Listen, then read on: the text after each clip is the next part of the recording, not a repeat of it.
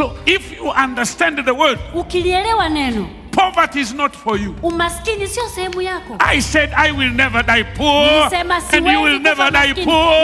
I command you will never die poor. I command you will never die poor. I command you will never die poor. I command you will never die poor. I command you in the name of Jesus, rise up. Kwa jina la Yesu. Don't concentrate with your problems. Usiangaikie matatizo yako. Look what the word of God says. Angalia neno la Mungu linasema nini.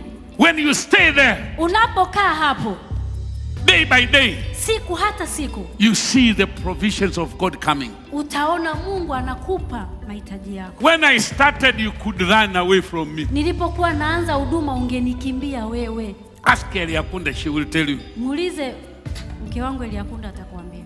Nothing was there. Hakuna kitu kilikuwa kinapendeza. Hakuna kitu nilikuwa navutia chochote. Nothing was attractive at all. Nilikuwa na kelele tu saa zote. Maana nilikuwa na hasira na ibilisi. Because I was already angry with them. Halafu nilikuwa na wenge la Bwana Yesu. Huku nina hasira na ibilisi, halafu nina wenge la Bwana. And I was hyper with Jesus. Yani saa zote nina kelele tu. Saa zote nina majibu ya Bwana. All the time I have answers. Hallelujah. Nikikutana na ibilisi natamani kumnyafua. Nikikutana na Yesu natamani nigaregare. Hallelujah. To hug him and roll down. Usinge nitamani. You couldn't be attracted to me.